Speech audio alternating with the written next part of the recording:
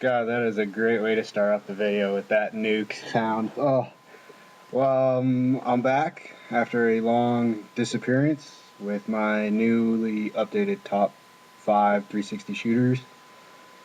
That has been over the past few years since I posted my last video. We're going to start off with number 5, Halo Reach. Halo Reach was utterly somewhat of a disappointment for me. I loved Halo 1, Halo 2, and Halo 3 really took a downturn. Then Halo Reach just ruined it, and, well, I take that back. ODST ruined it. Halo Reach was, once you beat the game, you're just like, okay, I want to play Halo 1 again. I want to play the greatest game ever. What I kind of found wrong with the game is they decided to finally add, like, these classes systems. That's not Halo. Classes for online multiplayer, that is just for Call of Duty and Call of Duty alone. I don't care what you say, well, and Battlefield, but I don't see why you would add classes to a classic game that doesn't need it. I really don't understand it. Story, amazing. I can't argue with that shit.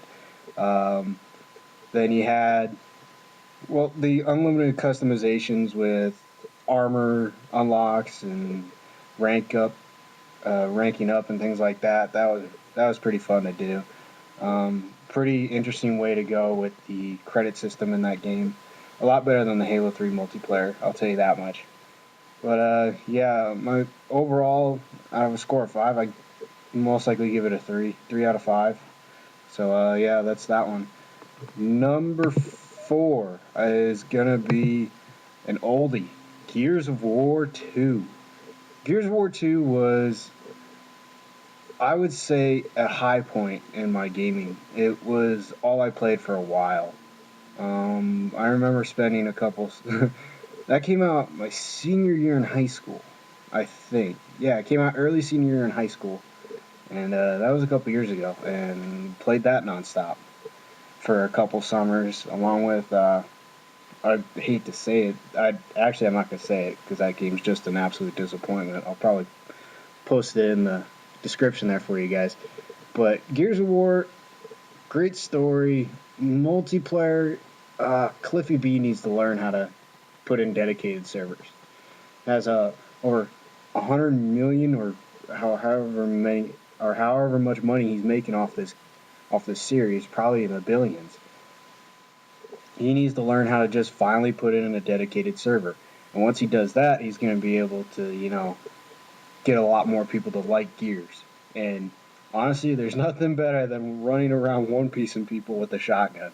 I tell you that much. I'll never forget those days. Restless nights, playing till 4 a.m., just raping kids on Gears. Just, especially raping the host. That was the best part about Gears, just raping the host. My score out of 5, 4.5. It, was pretty close. But my top 5, numbers 4 to 1, are pretty much all number 1 in my opinion. Number 3. You guys recognize the beginning opening sound, so number 3 is it's my favorite Call of Duty next to Call of Duty 4. If Call of Duty 4 and Modern Warfare 2 are very, very close together. In my opinion. Modern Warfare 2 story, it was a great opening, great way to hook me into it, way to, travel back and show, oh, hey, this is what happened on the last Call of Duty and what's going on today. Multiplayer, there was a ton of things to do, but I hated it when the game first came out because I could not do jack. I put the game down till about, I'd like to say July of 2010. I put the game down, never picked it up till then. Picked it up in July. I was only first prestige where I put it down in December. And then I picked it up, went to 6th prestige, got 35 nukes, and that's about it. But I only played till September, till Halo Reach came out. And I got rid of Modern Warfare 2, which I sadly regret doing. But on a scale of 1 to 5, my rate for this one would be definitely a 5. Like I said, numbers 4-1 are all number one in my opinion. Number two, let's see here, what is it? It is Borderlands, the most interesting game I have played, hands down. Borderlands was the greatest combination of every multiplayer every big top game that you have heard of. It was a combination of Fallout and Call of Duty, and then also Mass Effect with the quest abilities and things like that, the missions. Um, my opinion, the greatest game I've ever played that's a multi-platform, big, multi-blend game. It's amazing. I loved how you spent countless hours, or I should say countless days, trying to level up, trying to find all the best weapons, trying to find the best shield, trying to complete every single quest in the game. And then the DLCs added so much more to that game that I've probably wasted a good couple months of my time on that game alone. Um, I highly recommend it for anyone who has not played it. I seriously do recommend it. It is a must for every gamer. That game will honestly just make you want to play that nonstop. It it may take a while to get used to the graphics. It's kind of cartoonish. Um, the humor in that game is pretty funny. Like a couple instances with Scooter, the armored car rental guy, he's pretty funny. Marcus, the arms dealer, he's pretty funny too. Those are the main reasons to play that game, just for the comedy. And yeah, out of a five, that no question, definitely a five. It's totally worth however much you pay for it, new or used. I really recommend getting it. It's definitely worth your time.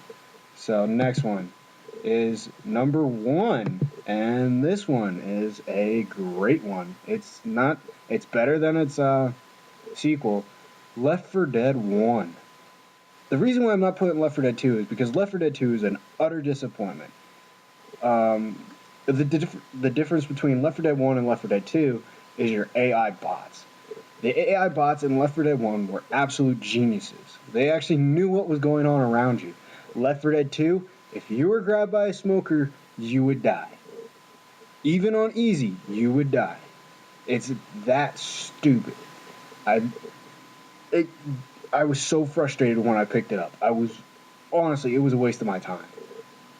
I should have just kept playing Left 4 Dead 1. Left 4 Dead 1, the great thing about it is, who doesn't love to kill zombies? I mean, honestly, everyone loves to kill a zombie. Or many zombies, face on hordes nonstop. Um, the one big fun part about that game is when the tanks come. The tanks cause so much chaos when they start to come out. But that was only, for me and my friends, that only happened when the game first came out, within the first month or two. Then we finally got used to the tanks and started doing expert speed runs, thanks to Cricken and all those other guys posting speed runs. Um, Once we started doing those, it kind of fell down, and we loved Versus. Versus was pretty much fun, raping kids who had no clue what was going on whatsoever.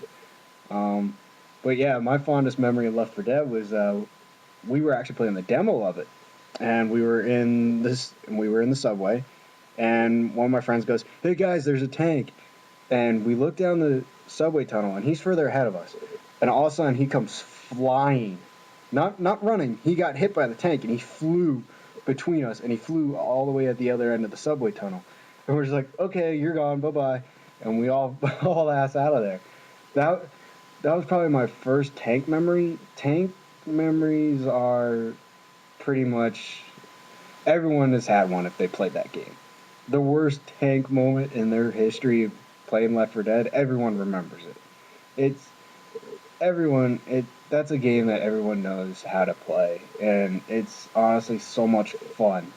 Left 4 Dead 2, it's a big change for being in the daytime, new characters, new weapons, new ideas of fighting, melee weapons. Um, the adrenaline was pretty cool, speed boost and things like that. But I don't, it's honestly a waste of my time. Um, Left 4 Dead 1, I give it out of actually, let me grade Left 4 Dead 2 first. Left 4 Dead 2, I give it a 3, nowhere near as close as Left 4 Dead 1. Left 4 Dead 1 is definitely a 5 out of 5 in my opinion. Yeah, so that's about it for this video. If you have any questions or comments or, any suggestions for me, hit me up on the email that I'm going to put in the link, coachcruise22@gmail.com. Also post comments. Please comment, rate, subscribe, and I'll see you guys next video.